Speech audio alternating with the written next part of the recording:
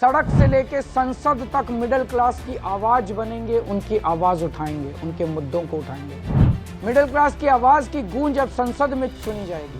Private स्कूलों की fees पे लगाम लगाई जाए पूरे देश में, और देश भर में सभी सरकारी और प्राइवेट अस्पतालों में सीनियर सिटीजन्स को मुफ्त और अच्छा इलाज दिया जाए। बुजुर्गों को पहले रेलवे में 50% कंसेशन मिलता था जो बंद कर दिया गया, उसे दोबारा चालू किया जाए। भारत के मिडिल क्लास को पहचाने।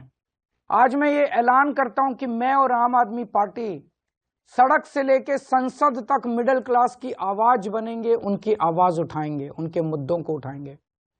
आज से 2 हफ्ते के बाद देश का अगला बजट आने वाला है। इस लोकसभा के सत्र में आम आदमी पार्टी के सांसद मिडिल क्लास के मुद्दे संसद में उठाएंगे। मिडिल क्लास की आवाज की गूंज अब संसद में सुनी जाएगी। हम ये मांग करते हैं कि देश का अगला बजट मिडिल क्लास को समर्पित हो। आज मैं केंद्र सरकार से 7 डिमांड कर रहा हूं, 7 पॉइंट डिमांड्स मिडिल क्लास की तरफ से। पहला, शिक्षा का बजट 2% से बढ़ा के 10% किया जाए। प्राइवेट स्कूलों की फीस पे लगाम लगाई जाए पूरे देश में।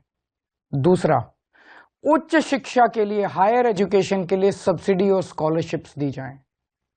तीसरा, हेल्थ का बजट भी बढ़ा के 10% किया जाए और हेल्थ इंश्योरेंस से टैक्स हटाया जाए। चौथा, इनकम टैक्स की छूट की सीमा को 7 लाख से बढ़ा के कम से कम 10 लाख किया जाए। पांचवा, एसेंशियल कमोडिटीज के ऊपर, आवश्यक वस्तुओं के ऊपर से जीएसटी खत्म किया जाए।